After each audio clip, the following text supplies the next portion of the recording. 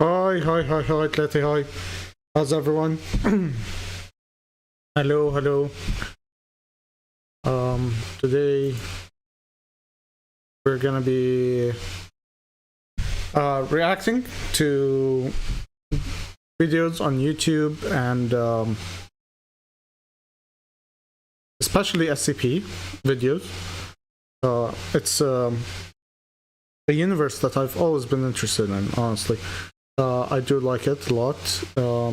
I have basic information about some of the SCPs, but it's been so long since the last time I saw anything regarding it that I don't really remember anything. So yeah, sorry.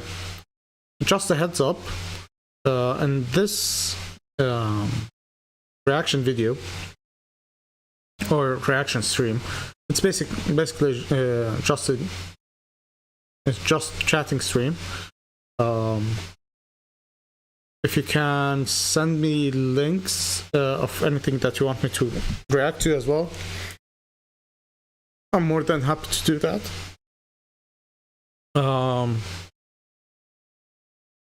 We're gonna start with two videos that would explain what SCP is basically is. It's an introduction to SCP and the Foundation for the universe itself. As far as I know, it started as a wiki page, which is an open source. Hello. How are you? Yeah, it started as a wiki page, which is open source, so a lot of people were able to introduce their own characters. And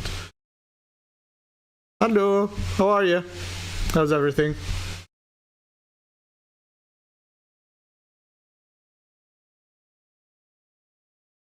Let me send you something.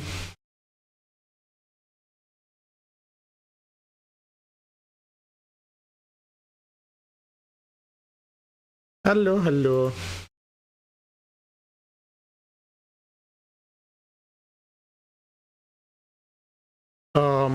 Yeah, so these are the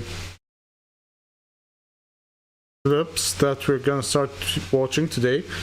One of them is gonna be this first clip. It's 35 minutes. There's gonna be a lot of pausing due to multiple reasons. One of them is the copyright system. The other reason is to actually give my opinion and look at what your opinions regarding the material is. It's a very interesting genre.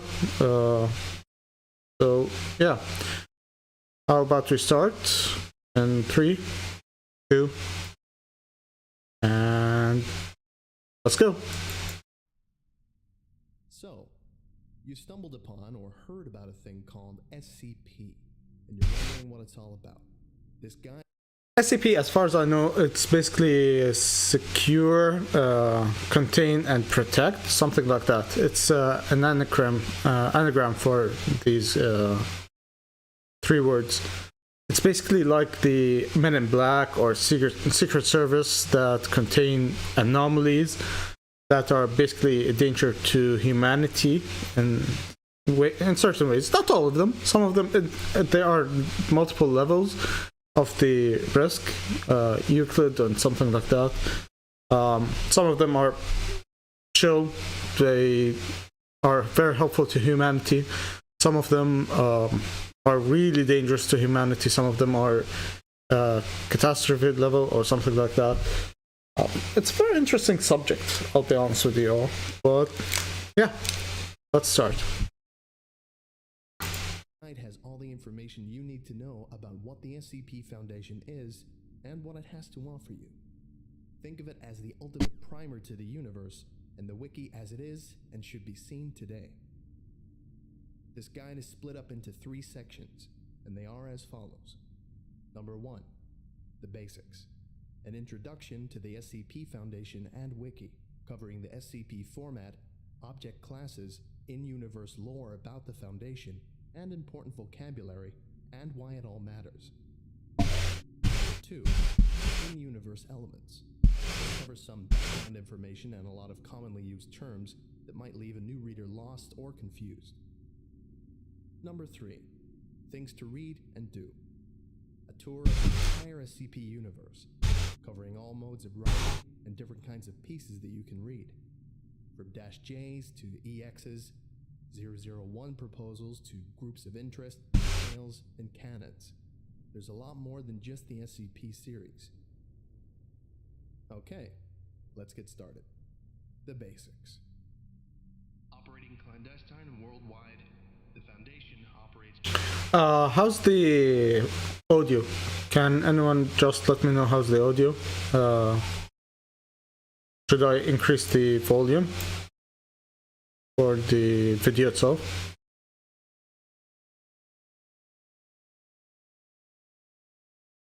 Hello, كيف حجاوي? How are you, my man? Okay, let's start the video all over again. Actually, that's actually a good idea. Let me do an introduction.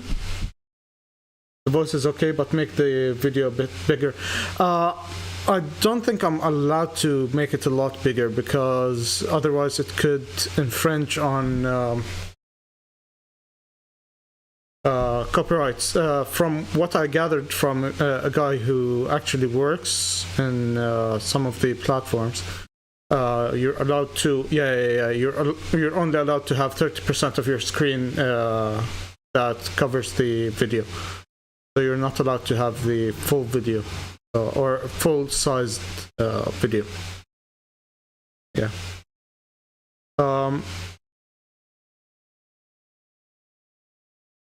Yeah.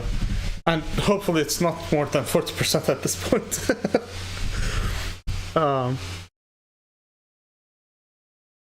Yeah, 30%, 40%. I don't think they're gonna fight on semantics in that regard, but better safe than sorry. Yeah, so this is the first video that we're gonna watch regarding SCPs. It's an introduction to the Foundation, to the universe itself. There's another video. I created a playlist for the introductions, and then we're gonna have to look at the SCPs. I found a good playlist. All of them are from SCP Explained, but they are basically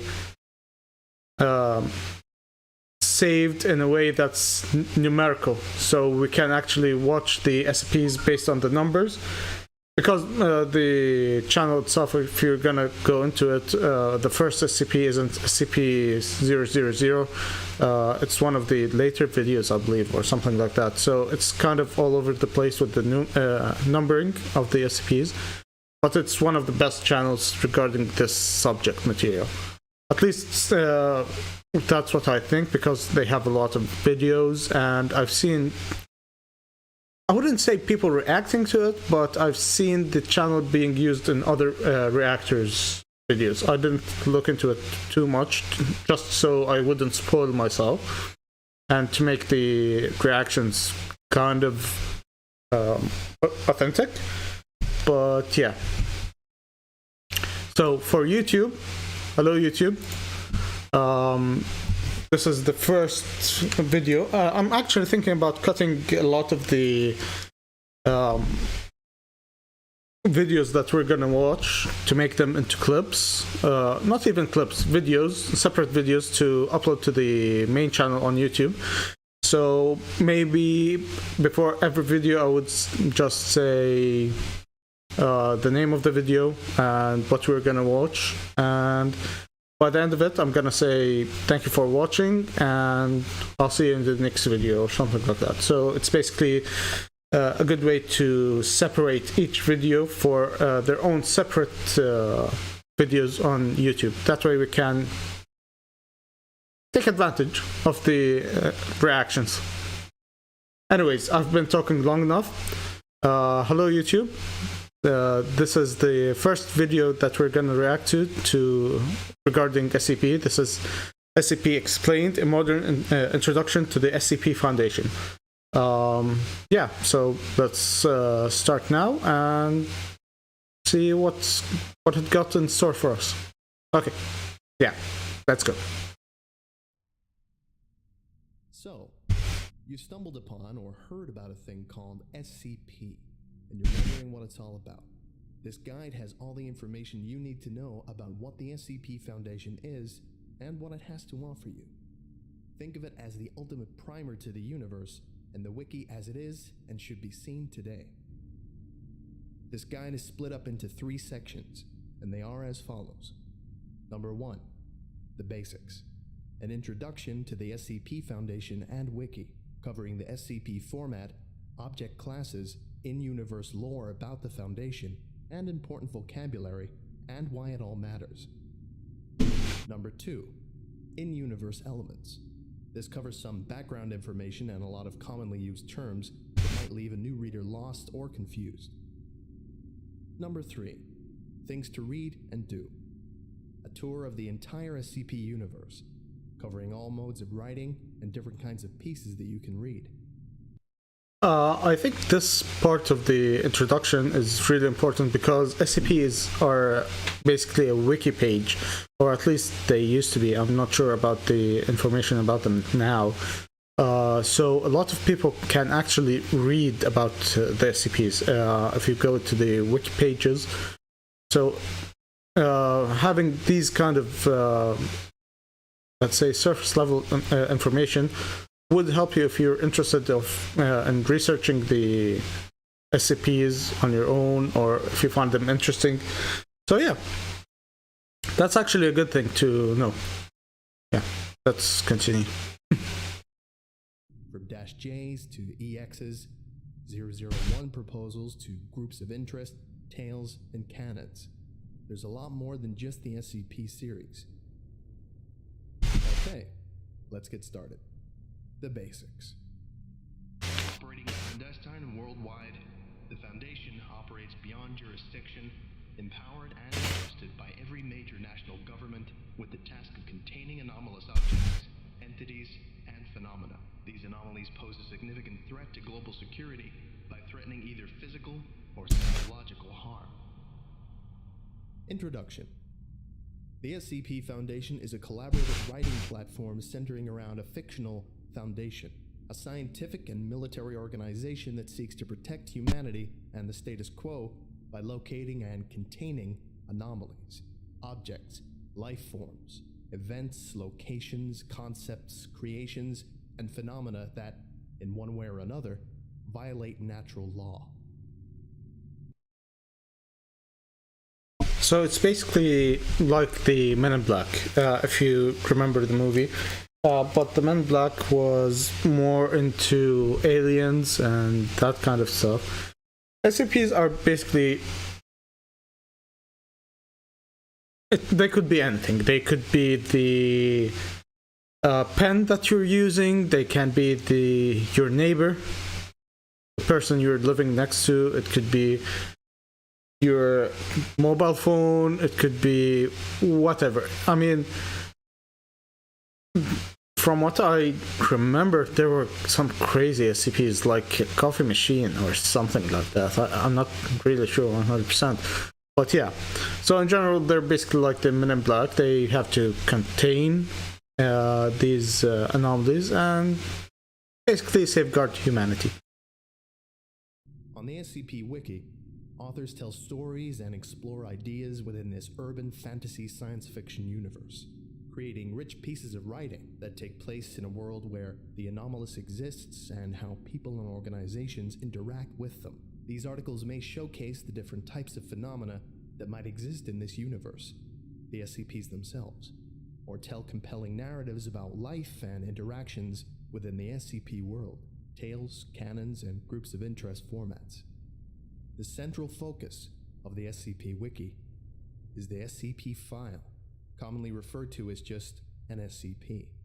It is a set of in-universe technical documentation supposedly compiled by the Foundation in an effort to understand, analyze, experiment with, and most importantly, contain the anomaly. The SCP file is, in effect, a form of constrained writing, an immersive way to tell a story by nature and history of an anomalous object or entity, whether directly or by hinting at some greater idea. Each SCP is given a unique serial number or designation, and on the wiki, you can browse SCPs with designations ranging from 1 to 3,999. From what I remember, or at least from what I gathered from actually looking at the playlist that I haven't actually curated, that I found. I don't think we're gonna go more into more of 1,000 something. Am I? Yeah, most likely it maxes at 2001. So I guess we're gonna be reaching the 2017 information. So yeah, these are the range of times that we're gonna use. Anyways, so I think we already have a good idea about what SCPs are in this universe.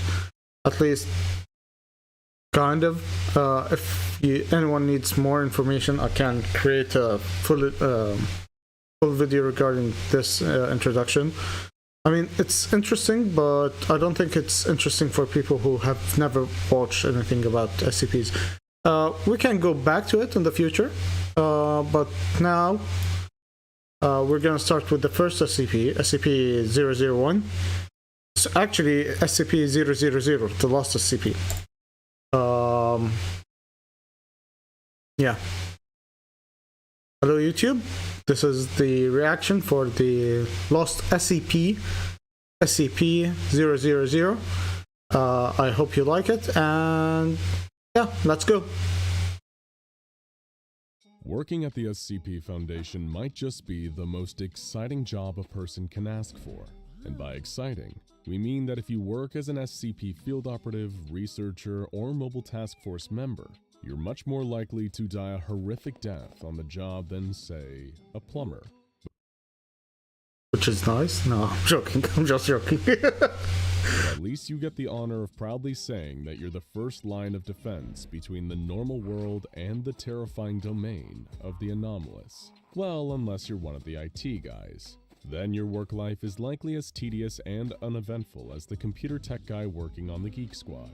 But nothing is ever normal. You're IT guys, man. SCP Foundation, where even the person whose job is helping other staff members reset their email passwords may run into the supernatural. Welcome to the strange and frightening world of pattern screamers, and specifically SCP-000. SCP-000 was first discovered completely on accident by technical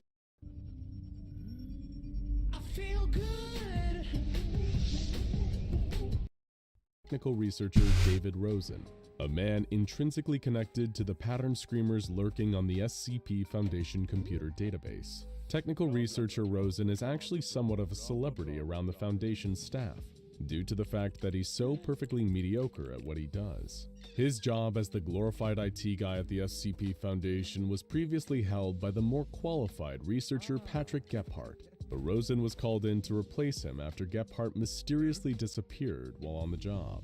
Since 2012, Rosen has been Site-19's user-level tech support wizard, but the best thing that can really be said about his job competency is that he's got a 100% attendance record. I mean, that is an achievement. I'll be honest with you. I've never had that kind of achievement in any of my previous jobs, or even now in university and grad school, or even in high school, or when I was taking my bachelor's degree. So having 100% attendance rate, that's honestly very, very impressive. I don't care about anything else. He seems to live out of his office, which is described as the filthiest at the whole Foundation. Every inch of the floor is covered in old, broken computer parts, and the air is stale with dust and the twin odors of sweat and lithium grease. It's a place so inhospitable that the Foundation has seriously considered bottling the stench as a kind of chemical deterrent. Oh, come on. I mean, a basic insult would have been fine. They're basically saying he's a walking hazard, basically. While Technical Director Rosen isn't good at his job per se, he isn't technically bad enough at it to justify the time and resources it would take to replace him. But the worst part about Rosen isn't his performance, it's his truly rotten attitude. He's universally described by his colleagues as being rude, grumpy, and combative, with patience that's far too short for someone working in tech support. And while Rosen does have a real fear that the ghost of researcher Gephardt is stalking him, he was about to have his first actual brush with the supernatural.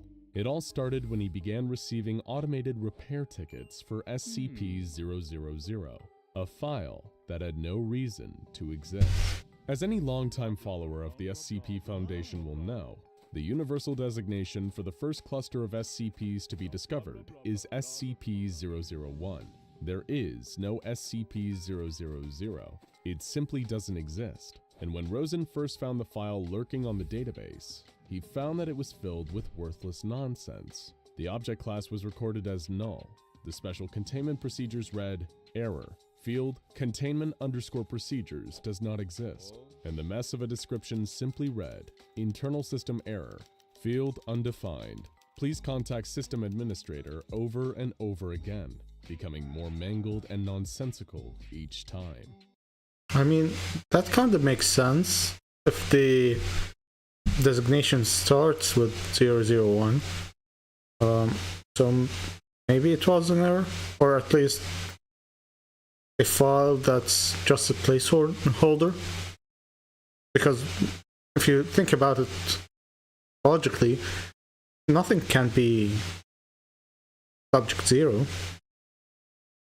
I mean, because 0 basically implies that it doesn't really exist. I don't know. Technical Director Rosen, who could never resist an opportunity to complain, decided to leave an angry administrator's note on the useless file. He claimed that this pile of junk data was sending out pointless repair tickets because of its broken syntax, clogging up the system and preventing him from doing actual work on meaningful files. He assumed that this was all down to the database not knowing how to react to having files logged with insufficient information, and he suppressed all future repair tickets from SCP-000 before declaring the matter over and done with. What the pig-headed technical director didn't realize was that he was suppressing a call for help from an entity trapped in the white space below the article itself. It was a being born into a pure white world of absolute nothingness, an entity with no name and no place, but it was somehow capable of thought. Wait, let's go back. What did they say exactly? This cage is vast, it has no walls, while I stand still all I see is white plain stretching across an equally blank sky.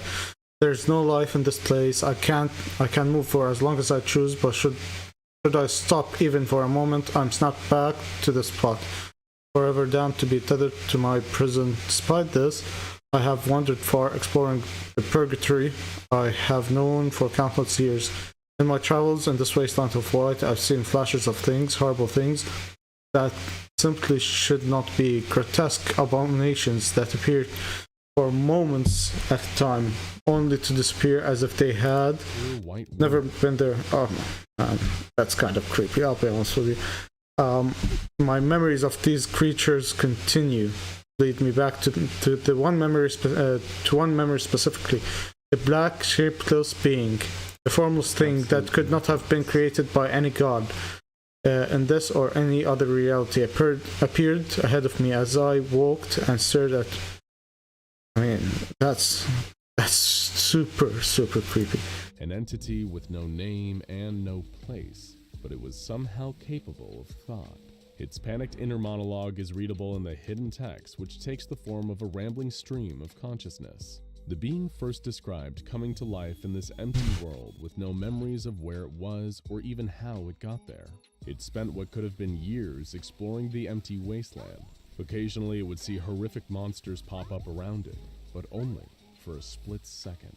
The entity continued to wander, and little by little, the existential dread mounted as it realized that it may truly be stuck here in oblivion forever.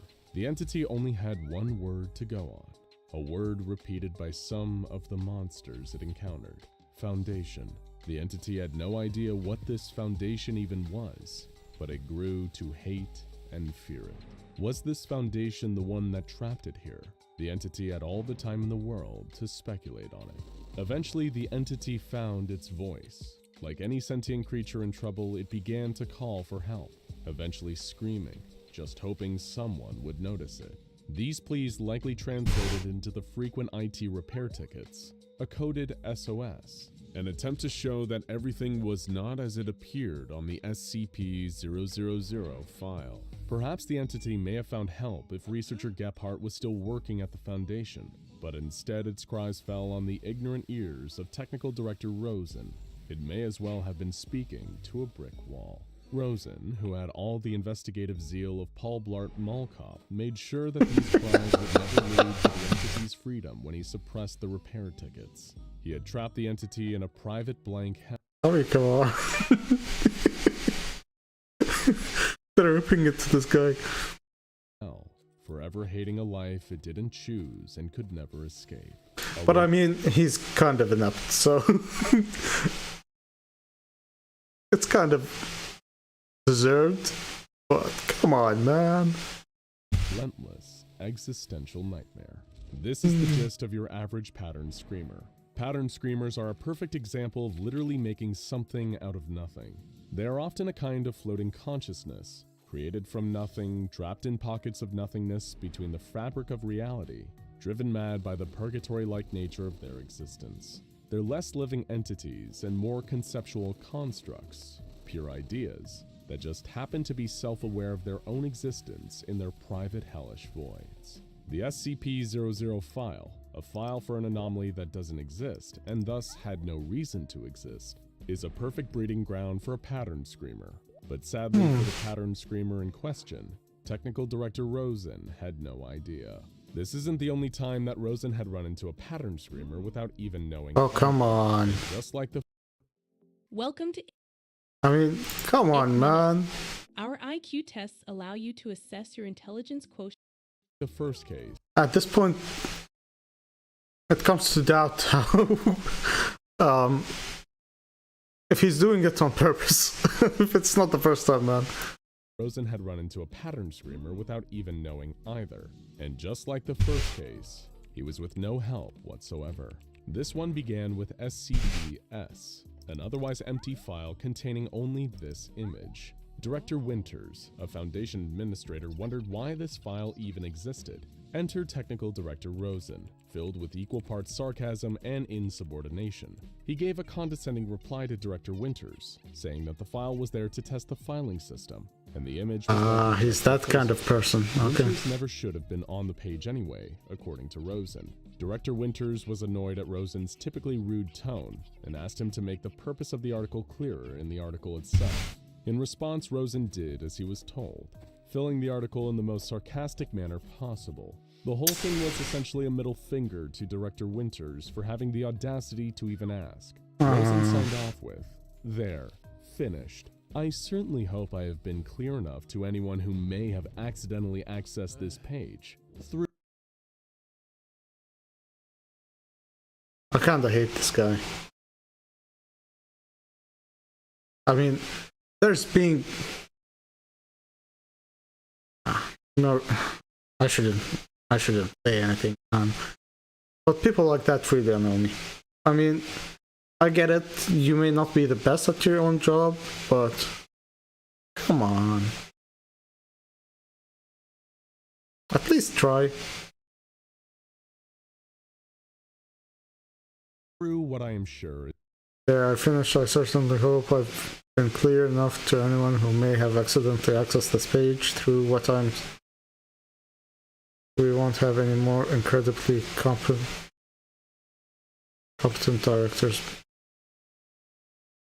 And yeah. no fault of their own. so we won't have any more incredibly competent directors bugging the tech team about this page. And once again, technical researcher Rosen was too busy being a rude, unpleasant jerk to notice he was practically staring another pattern screamer in the face. This pattern screamer, or rather hive of pattern screamers, were trapped even deeper than the one in SCP-000. This one was hidden in the very source code of SCPs, where a chorus of enraged voices screamed the following: "Pretend, monster, just for a minute. Pretend you were the size of an amoeba, dwarfed by even the smallest of bugs. Pretend you didn't hold the world in a glass cage. Pretend you were the one being held by something greater than yourself. Would you still be laughing at your triumphs? Would you still feel pride in what you were?" What's up? How are you? Hey, Najano. How's everyone? How are you doing?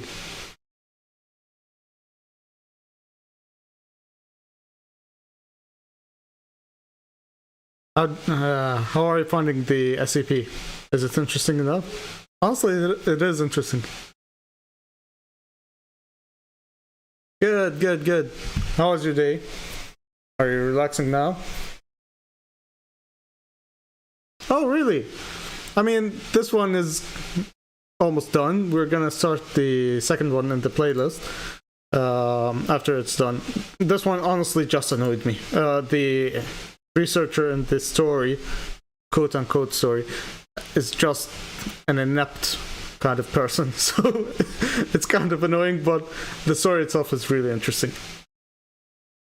Pitifully small as you would be? Of course you would, because you are arrogant and stupid. If you haven't guessed yet, we hate you. This pattern screamer is clearly more aware of its pitiful station in existence than the 000 pattern screamer, and as a result, it's not so much depressed as it is. I mean, yeah, in the beginning of the video, there's basically a researcher that is so inept that he basically didn't understand the signals that these two kind of anomalies are sending us, but yeah, I mean, what you can do, some people are just furious. Though at this point, you've probably figured out that even the entities who have the most casual brushes with technical researcher Rosen end up getting infuriated. But while you may have gotten the impression that all pattern screamers are sad little entities worthy of our sympathy and pity, there's at least one pattern screamer that's actually incredibly dangerous. This is SCP-3930, the ultimate pattern screamer, in terms of both size and effect. It's an anomaly so strange it defies typical containment classification, and it bears a level 5 security lock, meaning only those on the level of the legendary O5 Council are cleared to even know about it. Its greatest containment procedure is the preservation of the very idea that SCP-3930 does not exist, because the alternative has terrifying implications for all involved. SCP-3930 is a 1-kilometer area in Russia that is filled with non-existence. To even call it a white void would be inaccurate, because it implies the existence of the color white and the existence of the concept of a void. Nothing exists within SCP-3930, and anyone who directly observes 3930 runs the risk of actively increasing its power. That's why special containment procedures dictate that anyone who observes 3930 must be forced to walk into it afterwards, which results in them ceasing to exist. I mean, isn't that a paradox? If you think about it, how can you observe something and contain it without actually observing it and containing it? Dude. They're destroyed on the deepest level that anything can be destroyed. The very idea of them ceases to be. Another reason that SCP-3930 is so special is that because it's the largest area of nothing in existence interacting directly with our reality, it's the only place that a huge number of pattern screamers can be directly observed by humans. They're described as being like sentient hallucinations. Oh, really? My voice is not in the video. Can you hear it now?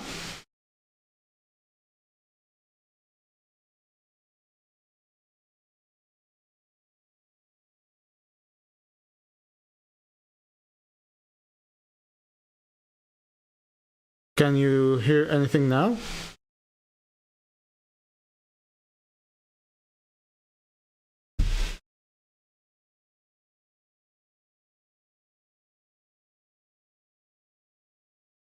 Oh, yeah.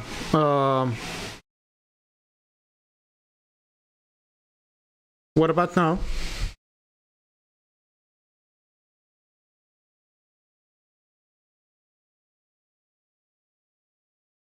Okay, the voice in the video is clear. Let me check with the settings. Maybe if I increase the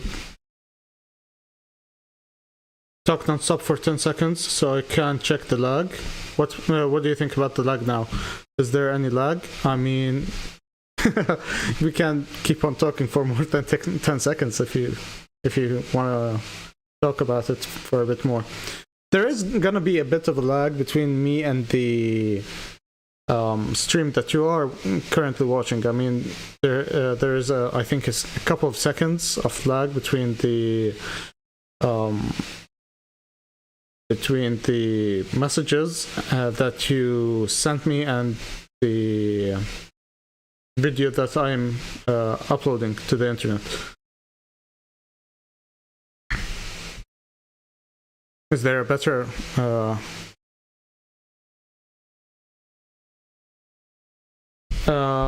there's a bit of white noise in the background.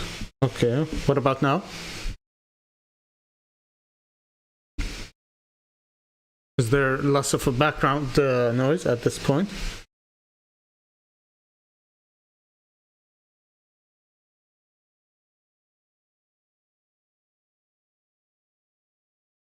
I think I lowered the decibel. Yeah, when you start talking, it gives a bit of a white noise. Yeah, I think I should incorporate the noise cancellation. Let me check on the filters. Filters, edit filters, noise suppression. What about now? Is that better now? Hello?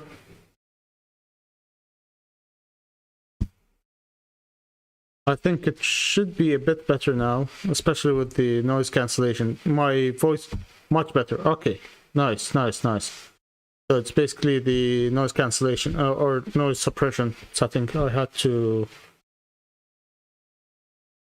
have it working.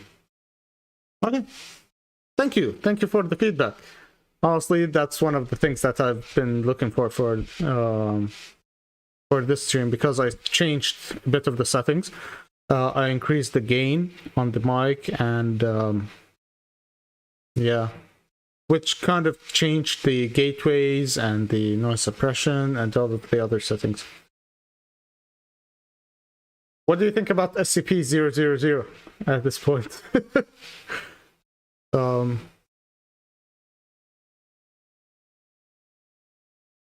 One researcher suggests that these pattern screamers is the voice now synced correctly? With raw, true nothingness. The nothingness acts like a hateful mirror. Yeah. I noticed that you joined midway. Didn't understand what's going on. It's fine. SCP-000 isn't one of the very most important SCPs. From SCP-001, I think the SCPs get really interesting. Especially because SCP-001 is... there's multiple stories regarding it, and especially if you look at the playlist, SCP-001 has almost 10 videos, even more. The factory, I've watched the factory. The factory is kind of creepy. I'll be honest with you. Tales of the Factory is a continuation of the factory, but the factory itself, the story of whoever came up with this story, it's really creepy, man. It's really creepy. But yeah. Okay. Why not? SCP-001. Here we go. In big time, how do you get the big time token? You can get it as a I have to hourglass or cracked hourglass. The desert is remind me next time that I see you to subscribe for YouTube Premium to get rid of the ads. still. The night seems endless, silent, and at peace, until it's pierced by the sound of gunshots and screams.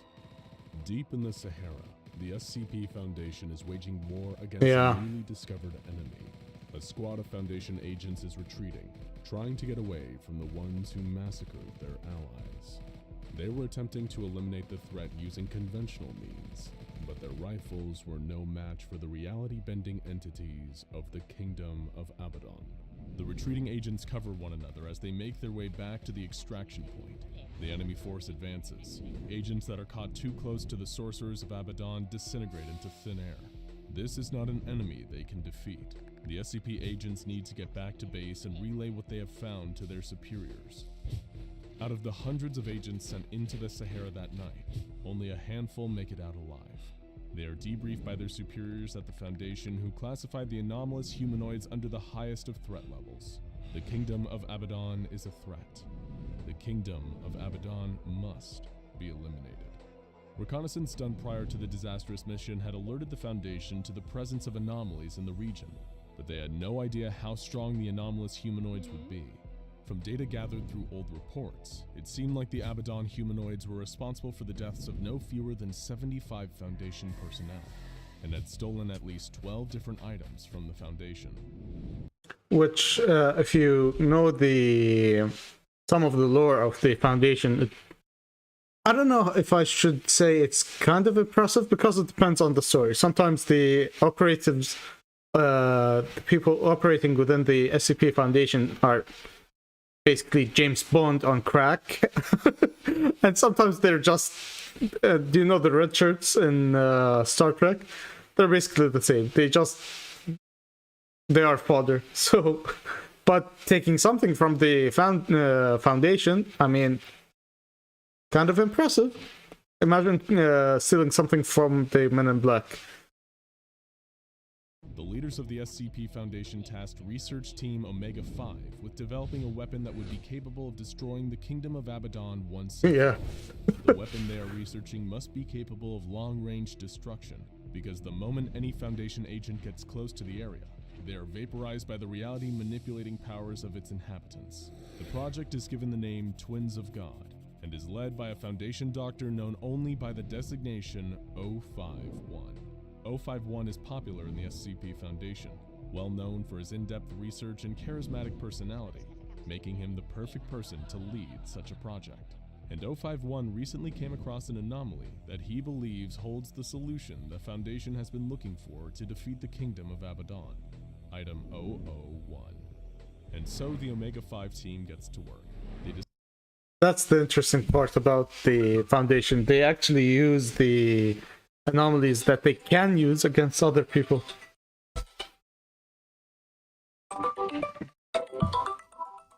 Discover that the anomaly has incredible powers when put inside a host, which they refer to as an Item 001 entity, and set up a series of experiments using different people to harness its energy. The first series of tests all end in tragedy. The anomaly causes the entity it inhabits to become intensely radioactive. Anyone who gets close to it succumbs to immediate radiation sickness, and eventually, death. To stop the radiation problems, the Omega-5 research group intensifies the containment procedures. 051 receives reports from the higher-ups that the Kingdom of Abaddon has attacked another Foundation facility in Sudan. Long-range defense is needed ASAP.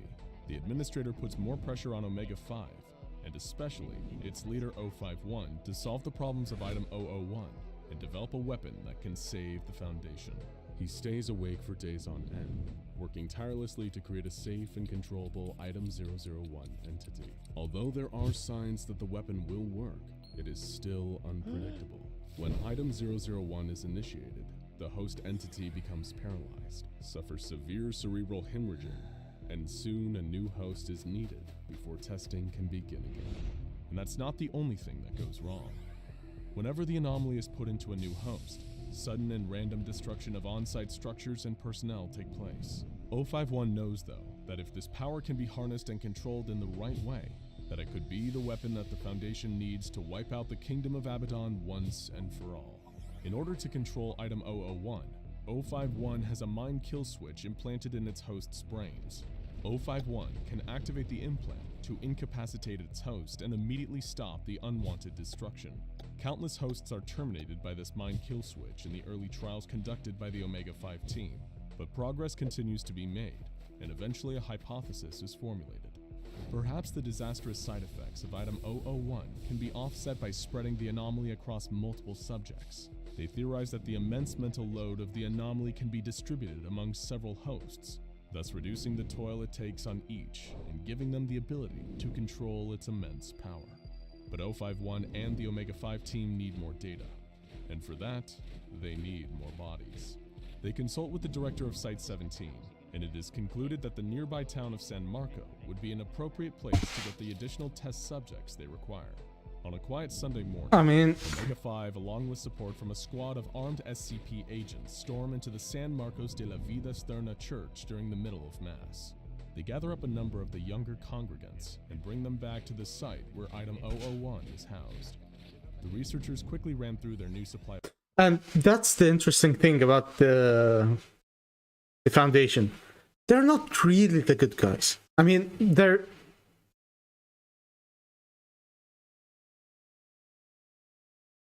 No. They're basically just fan fictions in a way.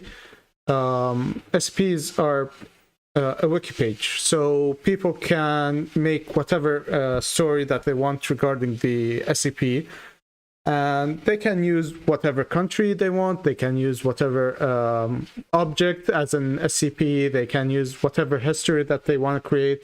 Some of the SCPs are prehistoric, some of the SCPs are modern, some of the SCP are from the future, so it depends on the SCP, it depends on the imagination of the person writing it.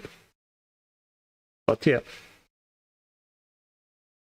And unfortunately, the Foundation is not always the good guys. I mean, they're the best option we have, but they have a full squad that's just disposable to a certain degree, and they don't have a problem with keeping someone in chains or whatever for eternity if they can control an SCP using that. So yeah. Test subjects, though, and Omega-5 would need to get even more if their research was to continue. Instead of going back and forth between the testing facility and San Marcos, 051 decided to move the entire Item 001 operation to the town itself. He renames the town Testing Site 001. For example, 005 rounds up 23 of the healthiest subjects they can find for use in the next series of research tests. A few weeks after occupying the town of San Marco, Omega-5 makes its most substantial progress yet. Just as they theorized, by spreading out the anomaly of Item 001 across a specific group of hosts, they can control its powers. The test may have cost the lives of almost everyone in the town, but the ends certainly justify the means. The kingdom of... That's the biggest description of the SCP Foundation. The ends always justifies the means. of Abaddon poses an existential threat to the SCP Foundation after all, and thanks to this reason... Come on. Growing a business is hard. Growing a global business... Research, they will soon have a weapon capable of bringing them victory. The Foundation administrator criticized 051's methods, but can't argue with his results. Unfortunately, 051 has a dark secret. A secret that disturbs even the most hardened and loyal members of Omega-5. A secret that has to do with the Item 001 hosts. The hosts that Omega-5 has made its major progress with are not the ordinary test subjects normally used by the Foundation. No, the test subjects 051 makes his breakthrough with are children. 9 to be exact, all between 4 and 11 years old. Despite being told specifically by the Foundation administrator to only test on adults, the research required 051 to break the chain of command and follow the science down the path it led. The children are contained in a reinforced bunker where only 051 and a select few have access. They are technically alive, but are functionally brain dead. The group of 9 children share a hive mind that can process information, and more importantly, can unleash the full potential of the implanted anomaly, creating and controlling a devastating power. But not everyone is thrilled with what they've achieved. Members of Omega 5 are haunted by the screams of the children that they forced to be part of their weapons development program. They describe their merging with Item 001 as being a process that rips out their souls and replaces them with something much more sinister. In fact, all of Omega 5 regret what they have been a part of and what they've done, all except 051. Of course. There's always that one guy who doesn't really care about anything. I mean, it's the SCP stories sometimes get dark. They get really, really dark. And some of them are just the jolliest thing that you've ever seen. There's an SCP that I watched one time. I think it's going to be on the list in the future. It's called SCP-999. It's a tickle monster. So yeah, some of the stories or some of the SCPs are dark, and some of them are some of the most wholesome characters you're ever gonna read about in the entirety of fiction. So it depends on the writer. Yeah. Me too. Honestly, I got. Yes, it's a very good rabbit hole to go down through. It's been one of my favorite rabbit holes to discover, but I kind of held myself back because I was really planning on having a reaction channel or reaction content based on SCPs after watching a couple of the SCPs that I've watched, so I held back. But I really, really would like you guys to watch them on your own and recommend me whatever SCPs is your favorite from now on, if you actually go down the rabbit hole. That way we can have a more targeted content for the subscribers of the channel. So based on what kind of SCPs you kind of like or enjoy the most, I would like to interact with these videos more than just a playlist that I found on YouTube. The 9 children can channel unprecedented amounts of energy from an unknown origin that Omega 5 hypothesizes comes from an extra-dimensional source, which is then used to unbind atoms at the quantum level. When the right activation words are spoken, it appears as though this tremendous power gives the children the ability to annihilate anything in the entire universe. It's a gun to end. Good night and have a great amount of rest. And don't forget to drink enough water. Oh yeah. Ugh. Good luck with that. Good luck with the invigilations. And drink a good amount of water to rehydrate, especially because you have a cold today. Good night. Bye, Letty boy. Have fun. I'll keep the video working. Good night. I'll keep the video working. That way you can go to sleep based on the video. Cheers. Cheers, man. Good. Good to know that. Good night. Gute Nacht. All guns, and only 051 has the key to control it. The 9 children work so well with an item 001 that Omega 5 reclassifies it to include the 9 children themselves. They are not just the entity housing or controlling item 001, they permanently become item 001. Once Omega 5 has a better understanding of item 001, they begin to run tests to find out the full extent of its abilities. First, they test the distance item 001 can reach. The initial test that Omega 5 carries out is on a steel rod placed 5 kilometers away. 051 orders the children to destroy the target. Moments later, the phone next to 051 begins to ring. When he picks it up, the observer tasked with watching the pole is on the other end. He informs 051 that the steel rod has been completely vaporized. Damn. 051 is not satisfied though.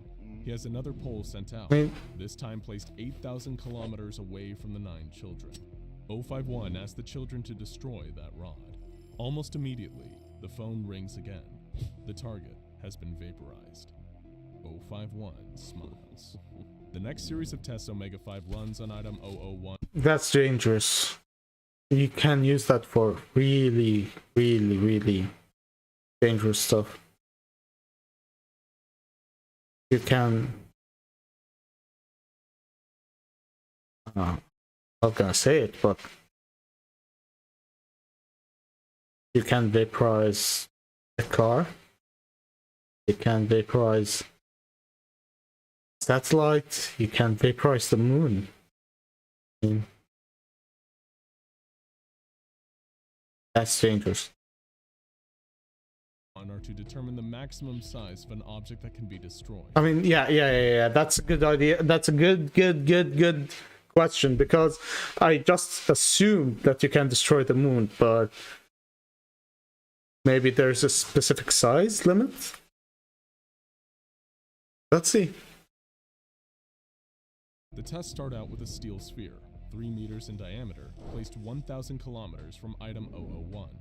051 orders the children to destroy the object. It is instantly vaporized. 051 has seen enough small tests. It's time for something big. So he does something that will later be questioned by everyone at the SCP Foundation. He orders the 9 children to destroy a Church of the Broken God worship site in Turkey. Not long after the destruction order is given to item 001, reports begin coming in. The worship site has been obliterated with no observable damage to the surrounding area. Deadly and precise. 051 closes his eyes and takes... If you could imagine your ideal way of working, what would it look like? Monday.com can make it. Takes a deep breath. I mean, that's the definition of tactical. Surgical, even. Dangerous. But He looks as if he's... I can see a lot of applications for something like this. I mean, ethics aside, of course I would never actually consider the idea, but ethics aside, I can see a lot of use. He's overcome by an immense spiritual experience. He opens his eyes, leans over to the children, and whispers the name of someone. Later that day, 051 finds out that the target he had named has been vaporized. The success of Omega 5 and item 001 is relayed to the administration of the Foundation. They are so impressed that they make plans to use item 001 to eliminate the Abaddon threat once and for all. However, one of the heads of the Foundation, Administrator Williams, has major concerns about the way 051 is running the program. The updates that 051 has been sending have become less scientific and more philosophical, more spiritual. Administrator Williams sends a letter to 051 reassuring him that he is doing good work. But once the mission to destroy the Kingdom of Abaddon is completed, 051 will be promoted to Director and reassigned to the newly constructed Site-19. For the good of the Foundation, and maybe the rest of the world, he'll be permanently moved away from item 001. 051 Bad move. short and to the point. I am fine, Administrator. The project is Exactly. We will complete our task when you arrive. Administrator Williams arrives at Site 001 a few days later. He is greeted by 051 and the Omega 5 team. Williams can't help but notice that 051 has a strange look in his eyes. It is the look of a crazed man who has been lost in his work, and who has, perhaps, lost himself. Williams puts the thought away, though, and walks with 051 and his accompanying agents to the viewing area, where the powers of item 001 will be demonstrated. Administrator Williams and the other agents watch from a protected viewing room as 051 enters the chamber of his new superweapon. It's time to see if their weapon that has had so much time, effort, sweat, tears, and especially blood poured into it will have been worth it. Everyone watches as... I mean, it kind of is. It depends on how you look at it. Big picture, it is. I mean, you can achieve a lot of things using something like this, realistically, but ethically, and even when someone has that kind of power, you never know. You really don't know. So it's kind of a deep question, but I mean, it kind of is worth it. But at the same time, I don't know. If you go back just by numbers, then it is. Definitely, it is worth it. But if you take emotion into the question, I mean, the 11 children on that alone is not worth it. I mean, that's my opinion. I would love to hear what you guys think about it. Please comment below. We can discuss if you want, but yeah. As 051 leans over and says the name of the Abaddon Citadel to the 9 children. All at once, they start to glow. No one observing can see what has happened in the far-off kingdom, but they know something big has happened. The administrator is thrilled, but notices something. 051 hesitated a moment while leaning over the children before standing back up. Did he whisper something else to them? And then Administrator Williams vaporizes, pulled apart at an atomic level before he begins to scream. What's going on? The agents standing next to where Administrator Williams previously existed begin to yell and pull out their guns. They burst through the door of the observation room and run down the hallway towards where 051 and the 9 children are located. Too late. The agents rush into the room, but 051 is gone. The 9 children are still. Over the next few weeks, 051 is reported to be seen several times by SCP agents. However, no one is able to catch him, and it appears as though other members of the SCP Foundation have also gone AWOL as well, perhaps joining him on the run. It is unclear what his plan is, but the reports from the reconnaissance team sent into the Sahara make it obvious what the result of his first command to the children was. There isn't a single humanoid or building left in the kingdom of Abaddon. But even with this victory, the highest levels of the SCP Foundation have an ominous thought lurking in the back of their minds. Where did 051 go? And what is he planning to do next? And he can target them whenever he wants. 001 leading to the untimely death of a high-ranking Foundation staff member. The weapon was deemed too dangerous and containment procedures were implemented. Due to the high amount of radiation they were found to emit, the 9 children were placed into lead-lined bags and buried under 50 meters of concrete beneath the Church of San Marcos de la Vida Eterna.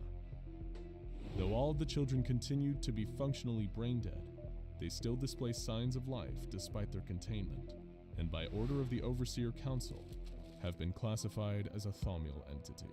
The smell of fire and oil fills the air. The sound of gears grinding can be heard between the explosions and shrieks of terror.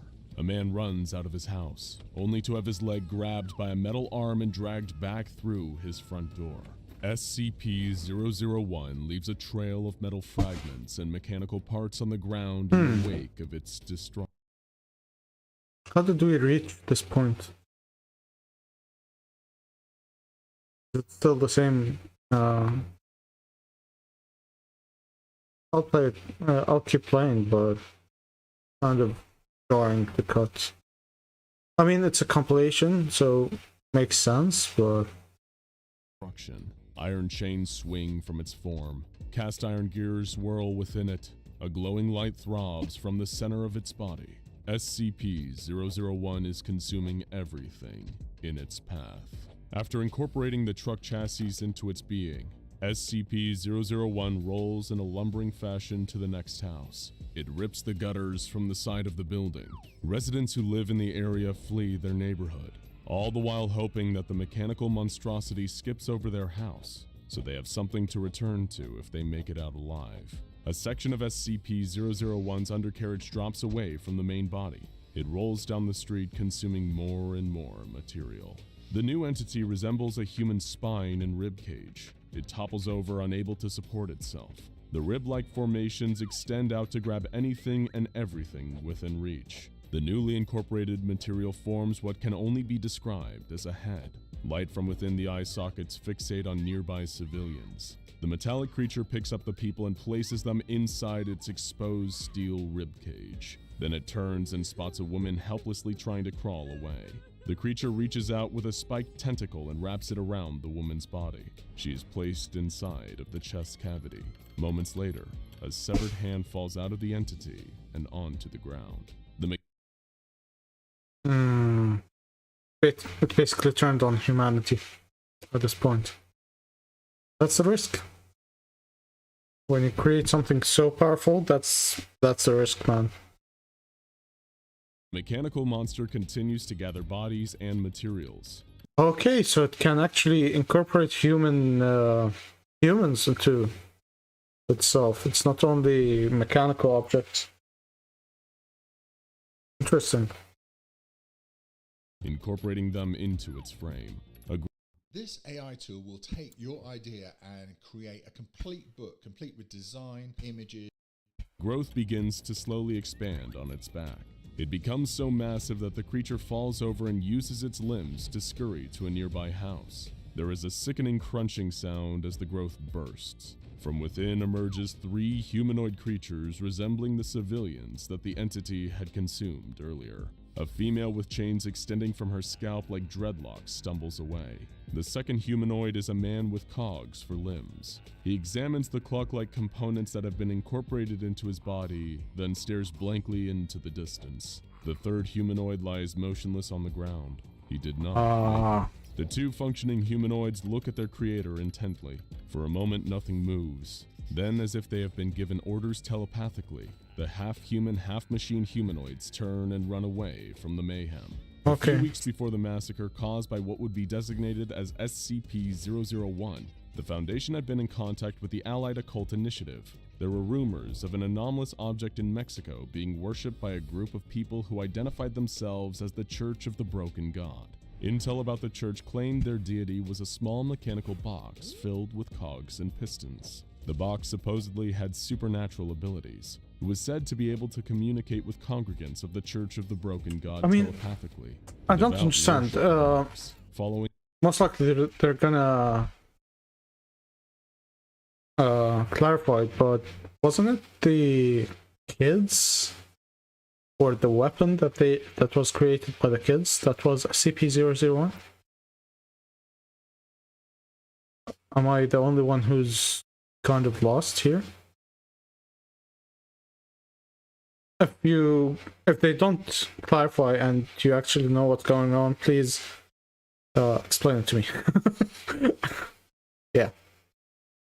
Of the Church of the Broken God telepathically, the devout worshiped the box, following any order it gave, and in return they were filled with an emotion that could be only described as divine. As World War II rages on in Europe, the Foundation sends agents to recover anomalies in Mexico that might help with the war effort. While there, the Foundation force is tasked with learning about the Church of the Broken God. They are also ordered to investigate a town near La Paz, where there are troubling accounts of a mechanical anomalous creature causing mayhem.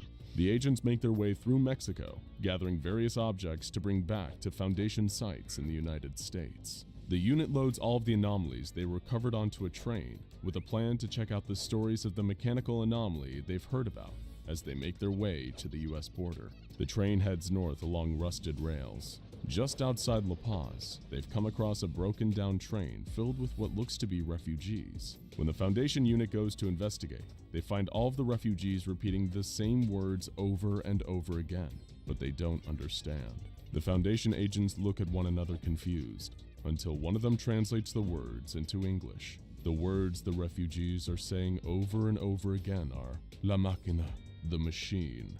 The commanding officer orders a squad of Foundation agents to proceed up the tracks, to see if they can figure out what has the refugees so scared. They make their way towards La Paz, disappearing over the horizon. As the sun sets, the remaining Foundation agents hear gunshots in the distance. They stay awake all night, remaining vigilant, waiting for the exploratory squad, but morning comes without anyone returning. 3 days later, the Foundation force still has not seen anything since the exploratory squad left. Then, as the sun sits lazily in the morning sky, a lone figure is spotted walking down the tracks towards the trains. One of the agents on watch blows his whistle and points to the figure. A squad of agents rushes towards the shadow of a man.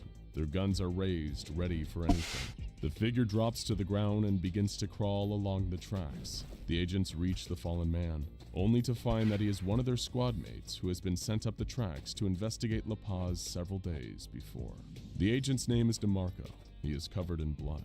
His clothes are in tatters and he has lost a boot. DeMarco lies on his back with Foundation agents standing around him. His eyes are wide and wild. He keeps... Do you think he... Most likely he was infected based on the... on this... Basically he was infected. And the leg. But do you think he can reinfect people? I mean, that makes sense. If it works as a virus. Kind of doubles and spreads. Maybe.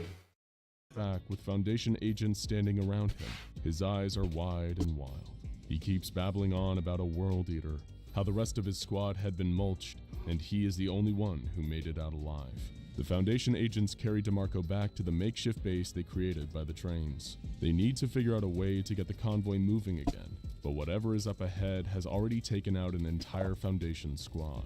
It had to be something anomalous, but what could it possibly be? The unit of Foundation agents prepare to move towards La Paz. They start loading their rifles and check the amount of ammunition and explosives available in case the containment process gets out of hand.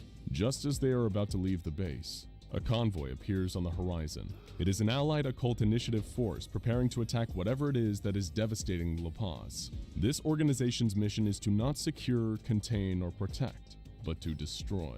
The Foundation may be in over their heads on this one, and the joint force with the allied occult initiative may be the only way to stop what is now known as SCP-001. The AOI and Foundation force gears up for battle. They set out for La Paz, and what they find causes them to quake with fear.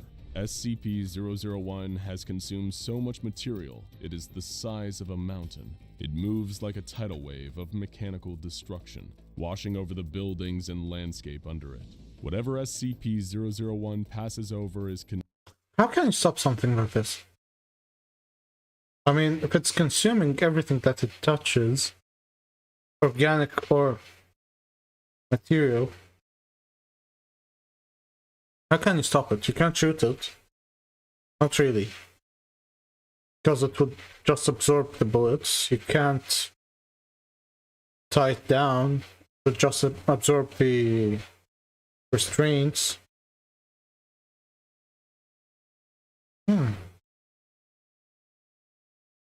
I don't know. Consumed and added to its massive body. SCP-001 started as a small mechanical box with cogs, but now has morphed into a gigantic metal death machine. The Church of the Broken God has finally met their maker, as the small entity they once worshipped has now consumed all of its members. Their god is an all-consuming monster.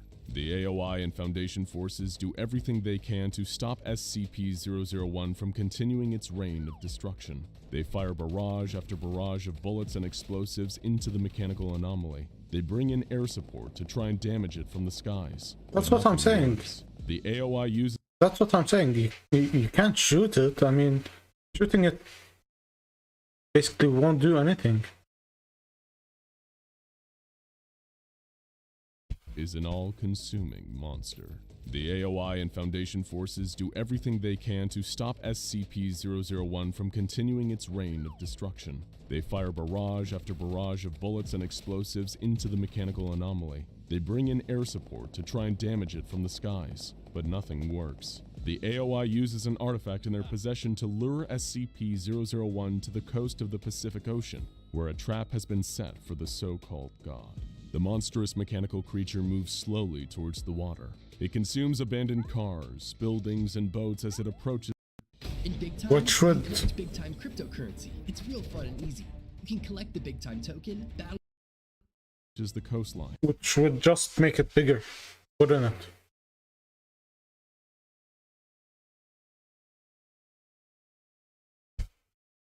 The water. It consumes abandoned cars, buildings, and boats as it approaches the coastline. It even shovels large amounts of earth into its form. causing flames to spurt out from its inner workings. Smoke bellows from openings between different mechanical components, like a volcano before it is about to erupt. Suddenly, seemingly from nowhere, a massive cloud with a reddish tint appears in the sky. Air raid sirens can be heard in the distance. The enormous cloud begins to pulsate. Streaks of lightning shoot through the red mist in the sky.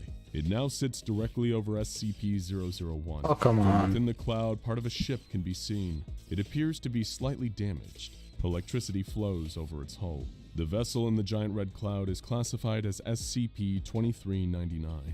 The underside of the vessel begins to glow aqua blue. A blinding beam of light is ejected from SCP-2399, which penetrates straight down and through SCP-001. For a moment, everything is still. Okay, another SCP. Then, as if SCP-001 is trying to reach up and grab the vessel above it, a mechanical bulge reaches out. Before SCP-001 can grab the vessel above, there is another bright flash of light. SCP-2399 blinks out of existence. The sound of grinding gears can be heard coming from within SCP-001. It begins to shed its outer layers of metal. Then the entire structure that was SCP-001 collapses into the water and onto the beach. Giant cogs fall from the sky. Parts of vehicles embed themselves in the sand. As the Foundation and AOI agents approach the piles of scrap metal and mechanical components, they see that some of them are still moving. It is as if an invisible power source is still pulsating through some of the machinery. I mean, does that mean that the other SCP destroyed it, or did it just cut the bonds between the machine parts? Because it kind of means that it stopped it, but I'm not sure. Let's see. The agents of the Foundation celebrate the destruction of the giant mechanical beast, but little do they know this was only a piece of the entity worshipped as the Broken God. The Foundation agents collect as many of the still moving parts as they can. They find spinning gears, twitching pulleys, and firing pistons. As the parts are separated from one another and carried away from the main wreckage of SCP-001, they slowly stop moving and become inactive. Some of the artifacts recovered were identified as being connected to the Church of the Broken God. These artifacts are found closer to the middle of what was once a mountain-sized SCP-001. Hundreds of anomalous artifacts are collected and transported to SCP Foundation sites. Collecting the broken parts of SCP-001 is relatively safe. However, some agents get too close to the larger moving parts, getting caught in them and losing a body part or two. But most agents proceed with caution and survive the collection ordeal with their arms and legs still attached to their bodies. Dive teams are sent into the water to recover parts that have sunk to the bottom of the sea. One of the divers is a local from the area. He is hired to bring up the heart of the machine, since he is an experienced diver used to freediving to great depths to collect oysters from the bottom of the bay. The diver enters the water and swims down into the murky depths. He secures straps around the heart of SCP-001 and pulls hard on the rope, as an indication to the surface that it is ready to be hauled up. The salvage team on the surface begins to pull. There is a second slight tug on the rope, then it goes slack. The team continues to pull. When they get the heart to the surface, they are horrified at what else comes up with it. Tangled in the ropes is the lifeless body of the diver. His head is smashed between two moving pieces of the heart. It looks as if he shoved his head between the slabs of metal himself. The salvage team untangles the body, rolls it off the deck, and back. I mean, it shouldn't be funny, but just imagining them just getting annoyed that someone is stuck in the machine and throwing him overboard. It's kind of funny. At the bottom of the page,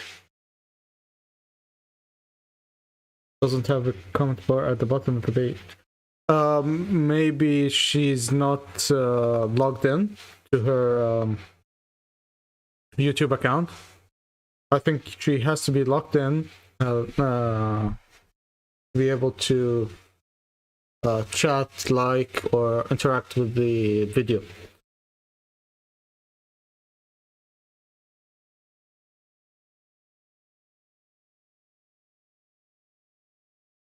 Just make sure that that you're logged in and everything should be fine. I mean, If you have access to the comment bar, then everyone else should have.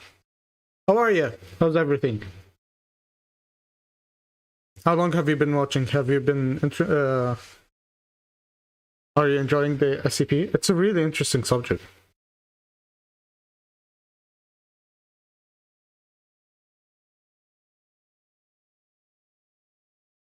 Into the ocean. The mechanical box, which was the heart. And how's the audio? We had a bit of troubles with the audio and the mid part of the stream today.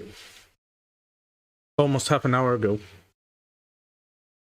We kind of fixed it. Najan helped me with testing the audio midstream. Yeah.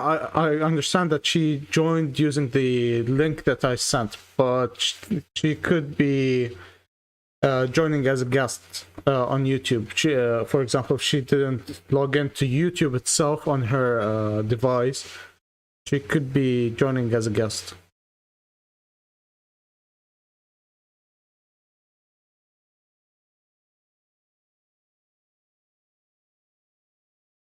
Because I never restrict any kind of... Oh yeah. I usually would never restrict comments on any of my videos.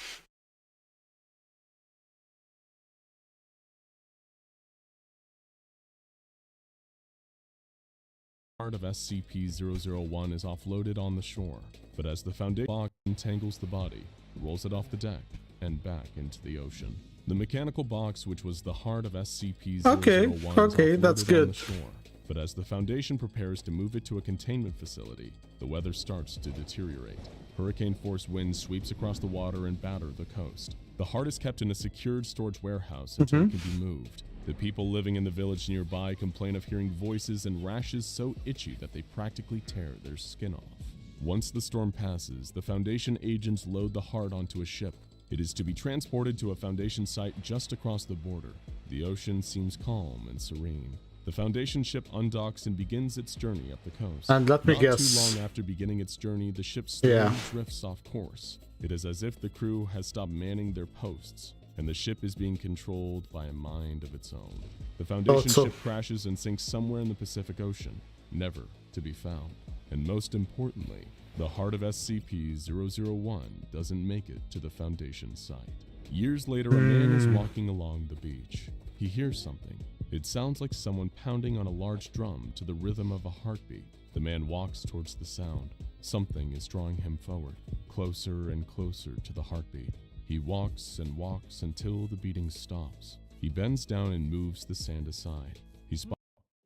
Welcome to IC Minute. You know what that reminds me of? It kind of reminds me. Spots the corner of... This kind of reminds me of. I don't remember. I don't know if you remember it. The movie Jumanji. The game. That's how it pulls people to the game. Make them play it with a jungle drums, I think, voice or something like that. Of a mechanical box sticking out of the white sand.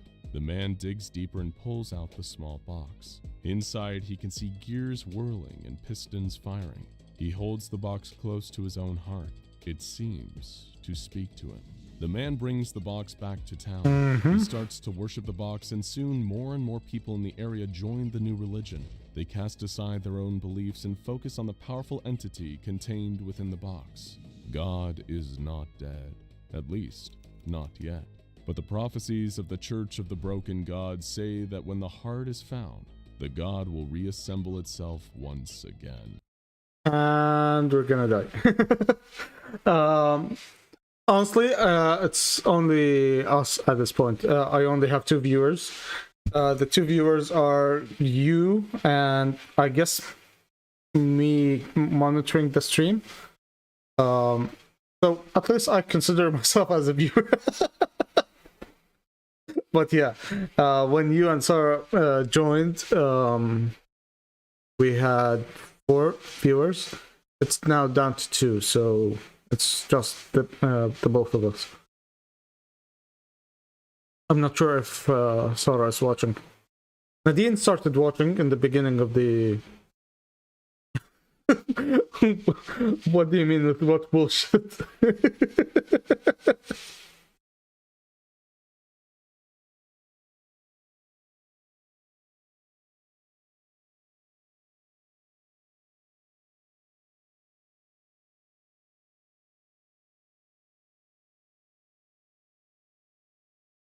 Oh no, it's not. It's not something to take seriously. It's basically like any other science fiction movie or series.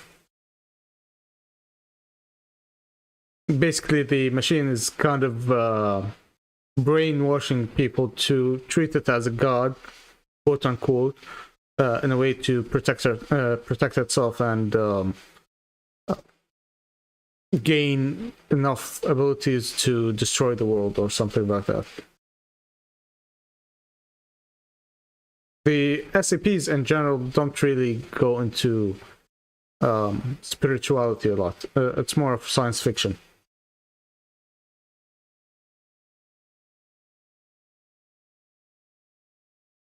Then the unbroken God will destroy all other false deities until only he remains.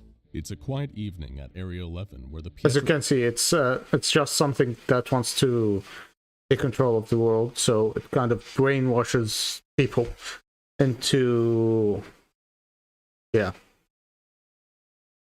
Cow Fontaine Spatial Stabilization Array is housed. A skeleton crew is working overnight to ensure the array is ready for its big test the following day. The Foundation has been working on a particle accelerator that will contain anomalies with the ability to manipulate the nature of space-time. The preliminary tests seem promising, but a few last-minute tweaks to the array are necessary. Unfortunately, it is on this night in 19... It's been almost an hour and a half since we started the stream. Everyone, just stretch your legs, drink some water. I've been drinking a good amount of water while we were sitting down. I took a couple of breaks. If you noticed the mic cutting off at some point, it was me taking a break to drink some water and all of that. So I just want to remind everyone to take care of yourself, drink water, and yeah, we'll go back to the SCP in a minute.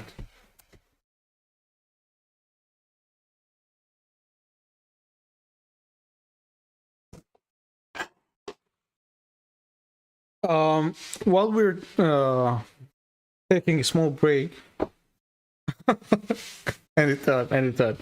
While we're taking a small break, I want to remind everyone that tomorrow, most likely, we're gonna be playing a game called Balloons TD6. That's the plan for the stream tomorrow. From next week going on, I think I'm gonna start creating a schedule. I'm gonna look into how to make schedules, and I'll be posting them to Instagram, TikTok, and YouTube. The schedule.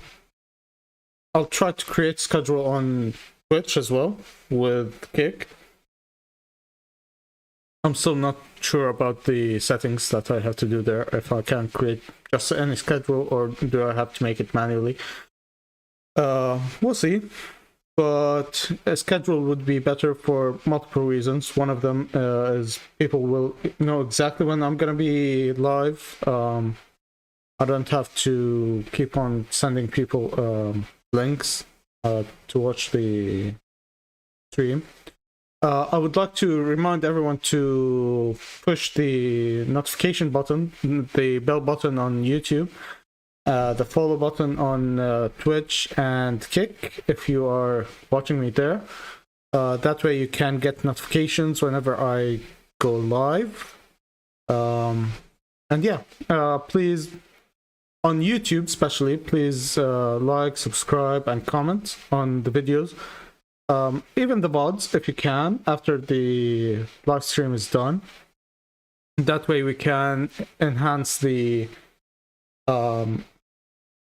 effect that the videos will have on the algorithm, which would eventually help with the growth of the channel itself. Thank you very much for being part of the channel at this point, and I think we had enough time to relax. Let's go back. Jojo? What's Jojo? Ha ha ha ha, do you mean? Or Jordan. Has been working on a particle accelerator that will contain anomalies with the ability to manipulate the nature of space-time. The preliminary tests seem promising, but a few last-minute tweaks to the array are necessary. Unfortunately, it is on this night in 1982 that marks the beginning of the end for the SCP Foundation. Dr. Calvin Desmond is monitoring the array, and he notices as it spools up that there are some minor power fluctuation in one of the stabilization arms. This problem is not uncommon. I don't think it shows up. No, it doesn't show up on in chat. It only shows up as Jojo. I'm not sure you're allowed to send flags on YouTube. I'm not 100% sure about it. Never seen anyone sending flags.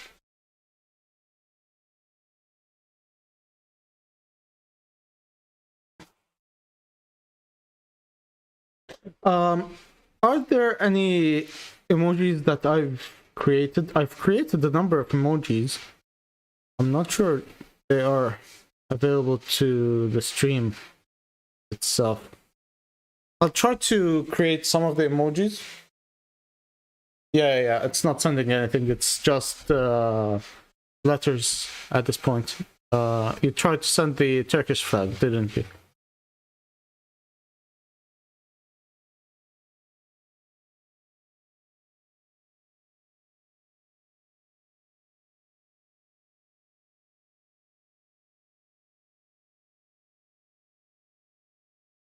Yeah.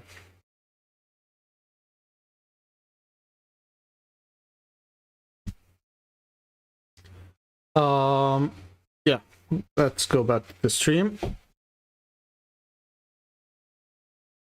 Due to the vast amounts of energy on one of the stabilization arms. This problem is not uncommon, due to the vast amounts of energy being pumped through the array and the harmonic resonance the machine gives off, which slowly causes the coupling rings to loosen. Calvin Desmond decides that remounting the stabilization rings will be an easy fix, and it's a necessary one. He knows that if the rings fail during the actual test, the array could end up shut down for months. There is still plenty of time, so Calvin Desmond grabs his toolbox and heads down to the array. The machine is still spooling. Do you have an eye for technology? Explore the digital universe. Yeah. Keeping. I'm gonna get the YouTube Premium tomorrow. That way, I wouldn't have to get a lot of ads whenever I'm streaming. For multiple reasons. I mean, I was planning on having the stream cut into pieces and used as videos on their own, but the ads are destroying that option.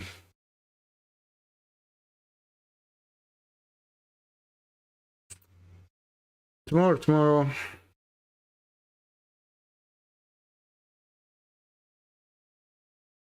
I think tomorrow I'm gonna subscribe to YouTube Plus. That way we can get over that hurdle of ads, which kind of kill the momentum. Every time we're reaching a good momentum, it just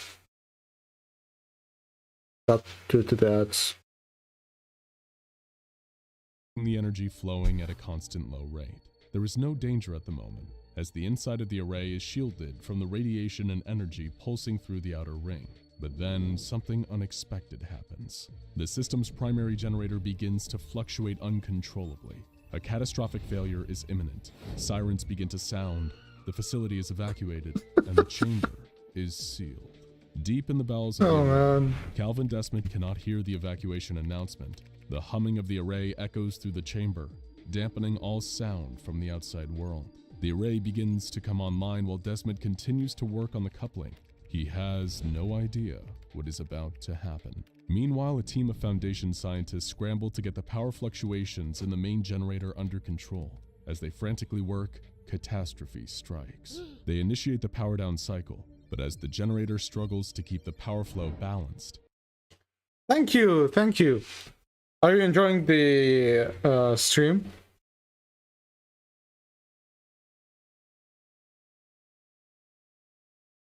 Thank you for the well wishes. Oh really? Good night. I hope you have a great night. How's your work on your prototype going? Hopefully it's all good.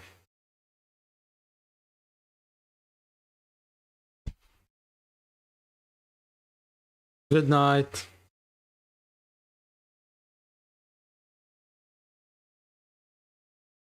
I think I'm gonna stop after an hour or something like that, so an hour may be too long. We'll see, we'll see. It depends on the video.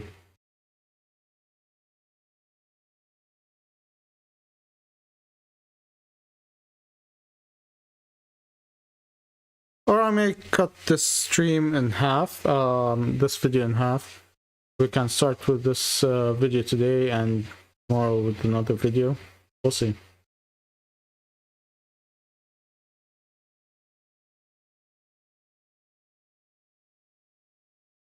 Good night, everyone.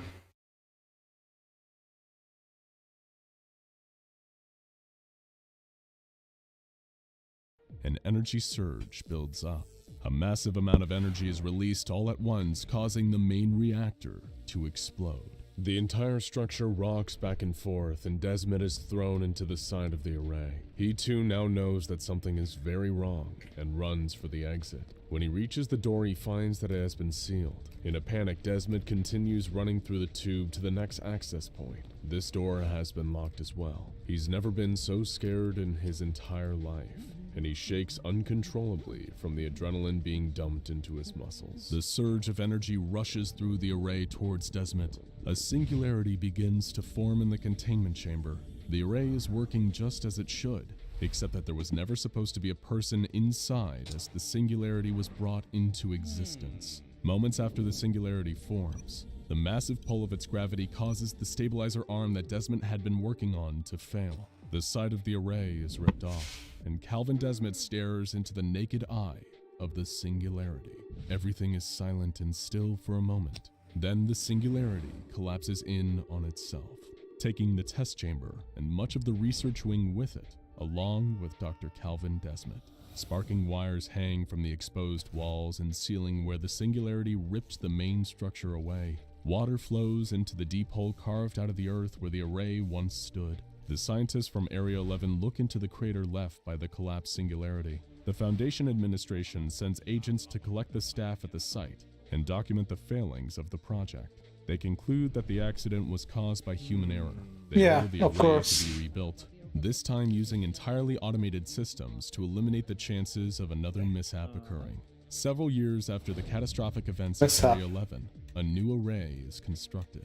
An intelligence system called NetZac is put in charge of overseeing its functions. It is a supercomputer that is programmed to follow commands, but can autonomously make decisions in order to prevent any failures in the system. Experiments begin again in May of 2006. The new array soon manifests its first singularity in the containment chamber at Area 11, and what happens next will forever change the Foundation and the multiverse. The singularity is kept stable in the array. It seems as if the Foundation has succeeded in trapping and containing spatial anomalies. But as they run more diagnostics on the anomaly, something unexpected happens. The singularity begins to grow in size. The point of infinite gravity threatens to breach containment as it reaches the boundaries of the array. Just before contact, the singularity's growth slows and then stops. NetSAC has made the split-second calculations and adjustments necessary to contain the singularity. The artificial intelligence has saved the facility and the lives of everyone in it. Now, sitting in the array is a thick rotating cloud of radioactive gas and dust, obscuring the singularity within. As Foundation scientists work rapidly to fix the array, odd events begin to occur. The workers hear noises that sound like painful wailing. Over time, the noises evolve into words, and then full sentences. They seem to be originating from the singularity. Using equipment able to penetrate the thick cloud of radioactive gas, the Foundation scientists get a glimpse at the singularity. To their surprise, the singularity has taken on the shape of a human.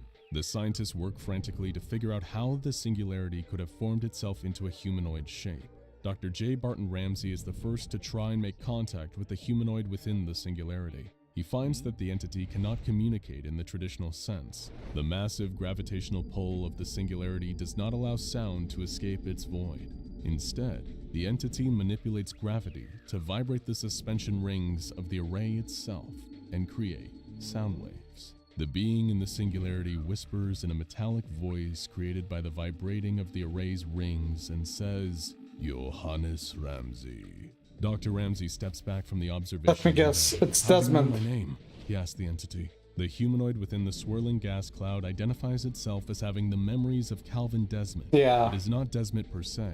Oh. The being in the singularity is so much more than one person, but it was somehow created by the accident that had sucked Calvin Desmond into the singularity years before. The entity seems to switch between the mind of Desmond and the vast infinity of the cosmos. The Desmond entity asks for an overseer from the Foundation to be brought in. It has a proposal for the O5 Council. When Dr. Ramsey asks why the entity needs to talk to the overseers, it replies that it wants to offer them a way out. The following day, O51 enters the facility and heads to the observation deck. He looks through the reinforced glass. Didn't 051 die in the first part of the video? Is it not in chronological order? At the swirling cloud of radioactive dust, then glances at the monitor to see the Hi guys, I am here now sa hospital kasi first day namin ng humanoid shape of the singularity within. He presses the microphone button on the console and addresses the entity. "To whom am I speaking?" he asks. For simplicity's sake, the entity tells O5-1 to refer to him as Calvin Desmond. O5-1 makes notes of the events unfolding before him, and then asks about the way out that Calvin had mentioned. The air is still for a moment. Then, Desmond begins to speak through the vibration of the structure once again. He informs O5-1 that what the SCP Foundation is doing by securing and containing anomalous entities around the world is like putting a small band-aid on a much bigger wound. Desmond wants to propose a final solution to all of the Foundation's problems. O5-1 listens intently as the entity unravels the mysteries of where the SCPs have come from. He explains that the anomalies that the Foundation has worked so hard to secure, contain, and protect the human race from are actually bleeding into their reality from a vast multiverse. The only way to stop the manifestation of anomalies into this universe is to destroy all other realities. The entity that is Calvin Desmond tells O5-1 that he is able to bring... Forget that being impossible, but... is it actually something that we should do? I mean, if we have the multiverse, cooperation would be better than destroying the entire multiverse, because if one universe tries to destroy the other multiverses, then the other multiverses will start to plan the destruction of that universe and the other multiverses. The idea has been, let's say, I wouldn't say studied, but at least entertained in a couple of other fictional universes, like French, if, for instance, if you've ever watched that series, how the two parallel universes were prepared to go to war with each other. which is interesting because they only focus on 2 parallel universes and they didn't branch out to other parallel universes. But hey, Marvel also has a really good. Marvel and DC has really good stories regarding the multiverse. I mean, Khan and Marvel, especially in the new movies, if you focus a lot on the new movies from Marvel, they are focusing a lot on the multiverse and how a war between the Khan's the purple guy. I'm not sure. I'm not a really big Marvel guy. I've always been a DC guy myself. Superman's my favorite character ever. Second by Batman and Wonder Woman. The Trinity, the DC Trinity are my favorite. I'll be honest with you guys. But even DC, I mean, there's the animated movie regarding the multiverse and how Owlman wants to destroy Earth Prime to destroy the entire multiverse, even his own universe as well, which I think he was keeping it a secret from the other members of his league. They weren't really Justice League, they were, I think, Crime League or something like that. Crime Family. I never understood his thought process. Just because there are infinite possibilities of him being whatever in whatever kind of universe, so it's all meaningless, so you should destroy everything. Never really understood his thought process in that movie. But it's an interesting thought experiment. And Desmond kind of alluding to that as a solution. I don't really agree 100% with that solution, but who might say anything? I'm just a guy watching a video and giving kind of my opinion on it. The entity that is Calvin Desmond tells O5-1 that he is able to bring about this destruction if they release him from the confines. No.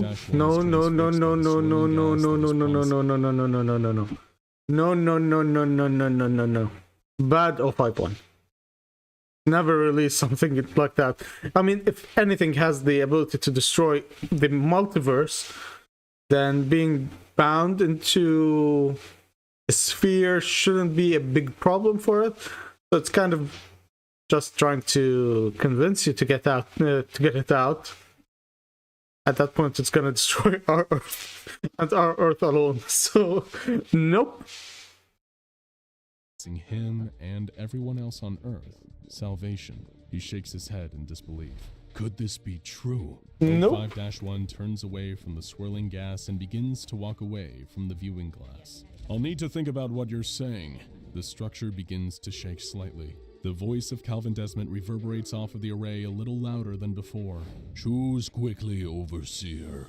Although it won't happen for decades, eventually a catastrophic SCP event will wipe out life on this planet. Perhaps not in your lifetime, but it will most certainly happen within the lifetime of your children. We will talk again soon. The vibrations slow and then stop. Yeah, I know. There is an eerie stillness in the observation room as jacked up to my trust issues, man, but no way in hell am I gonna let something like that out. No. I mean, I could be the reason for everything to fail at that point, but no. No. I don't trust it. I don't trust it at all. Slow and then stop completely. Because even if we take Desmond into the equation, someone who got sucked into a black hole due to a problem or a mistake that happened on the facility that the Foundation is responsible for. How do I know he's not holding the Foundation responsible for lack of maintenance or whatever the case? Nah. Nah, man. You're staying inside. We'll talk again soon. The vibrations slow and then stop completely. There is an eerie stillness in the observation room as O5-1 walks out. The next day, all staff members located at Area 11 are relocated to other Foundation sites and given amnestics. The O5 Council meets in a large circular room with wood paneling and no windows. O5-1 begins the meeting by telling the others what Calvin Desmond had described about the end of the world. He pauses for what seems like an eternity and tells them of Desmond's offer that he could prevent the end of the world, but at the cost of destroying an infinite number of other realities. This would mean that all the humans and creatures of those realities would be destroyed as well. Was murdering countless other beings worth it to protect their own reality? O5-1 begins to Look, if I know for a fact that destroying multiple realities across the multiverse is gonna keep my universe safe, I would take that decision in a heartbeat. Yes, do it. But the thing is, I don't trust it. For example, let's give another example. If there's other planets with sentient life on them, and if I know that by destroying them I'm saving Earth, I'm taking that decision. I'm always I would always give the priority to the people I care about and the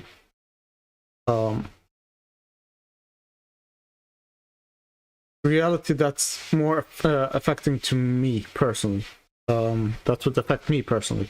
So if I can't save Earth, and to save Earth I have to destroy 10 other planets that have sentient life on them, I'm sorry, but I'm taking that decision.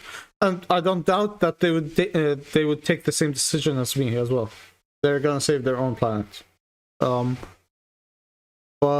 the thing is, I would only take that decision if I know for a fact that this is gonna save my Earth.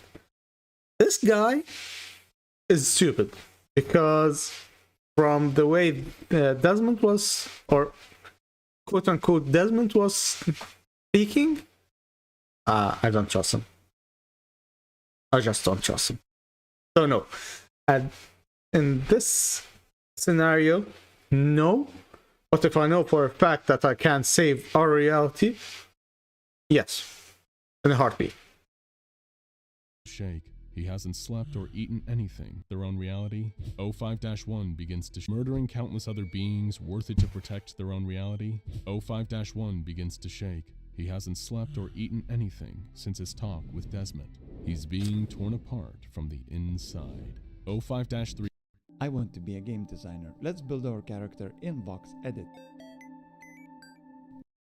Stands up and addresses the council. He informs everyone in the room that independent teams have concluded research into what the Calvin Desmond entity has claimed, and they found it to be true.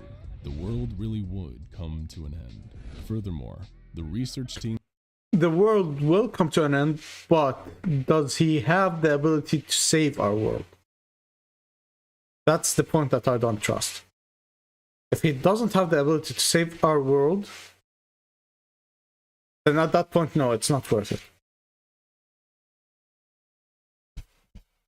True. The world really would come to an end. Furthermore, the research teams determined that the capabilities of Desmond would in fact allow him to dismantle the other realities. O5-3 insists that the council must vote to allow Desmond to destroy the other realities to ensure that this reality could be saved. Okay, based on the information that I have now, yeah. Do it. They must strike now. I'm sorry, but I live here. before the world is overrun. O5-1 continues to shake while O5-3 breathes heavily, sweat pouring down his temples. The rest of the council shifts their gazes from side to side. It is time for a vote. There are 8 ayes to allow Desmond to destroy all other realities and 4 nays against the plan. O5-3 stands up and walks around the room, stopping behind each nay voter and putting a bullet in their head. He stops at the last, O5-9, who pulls out a gun, places it under her own chin, and pulls the trigger. O5-13 abstains from the vote and the measure passes. The remaining overseers will use the Calvin Desmond entity to save their reality at the expense of all others, and they soon head to Area 11 to execute their plan. O5-1, I agree 4, and 100%. 12 enter the observation room that looks upon the swirling radioactive gas around Calvin Desmond. Because I only agree because they say that he has the ability, after studying and researching, that he has the ability to save the Earth, or at least this reality. That's the only reason I agree. Enter the observation room that looks upon the swirling radioactive gas around Calvin Desmond. O5-1 orders Netzach to begin powering down the array, which will allow the entity to prove he can do what he has promised. But I still don't trust him. I really think he's gonna turn on us. Let's see. Let's see. If my gut feeling in the beginning was correct.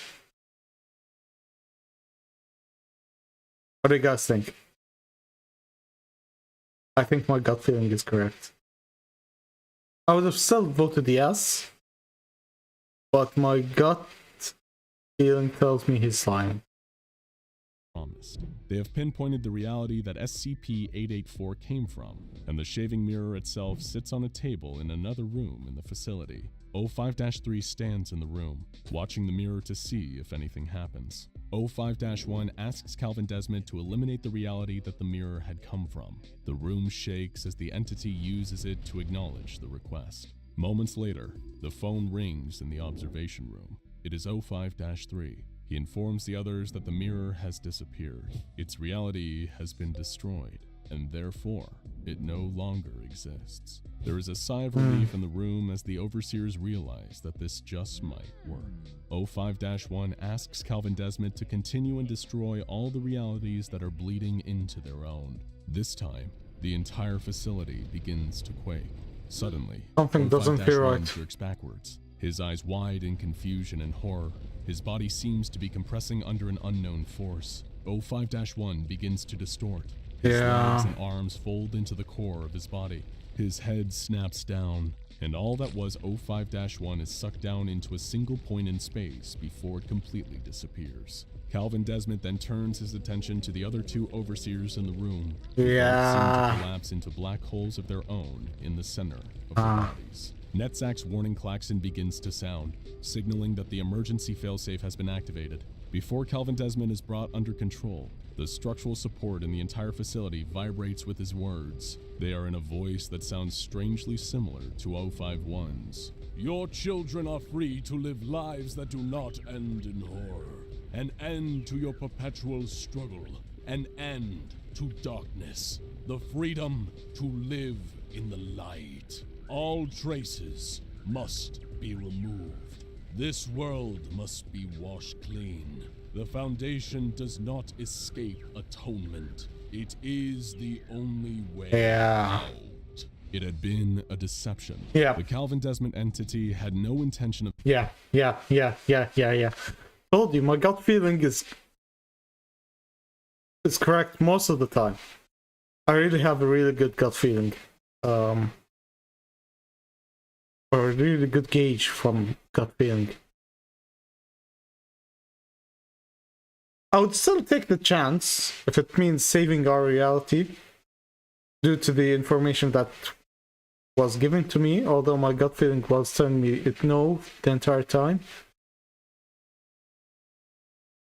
But I do care about our reality more than that, so I would risk it as long as our reality survived. Of stopping anomalies from infiltrating this world. It wanted to remove all traces of tension of stopping anomalies from infiltrating this world. It wanted to remove all traces of the anomalous from all universes, including this one. And that meant destroying the Overseers and the Foundation itself.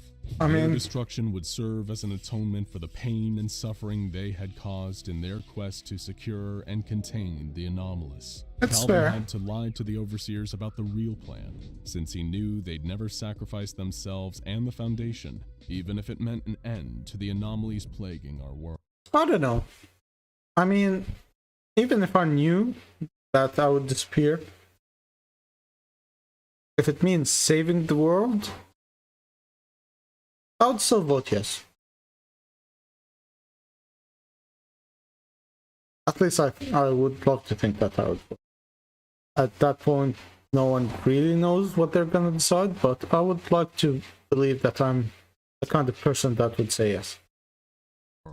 Now though, with the Overseers out of the way, the Calvin Desmond entity is free to move forward with its plan and purge all realities of any trace of the anomalous. But just then, NetSAC's failsafes kick in and the Petrocal Fontaine Spatial Stabilization Array subdues the entity's abilities. Desmond is once again contained.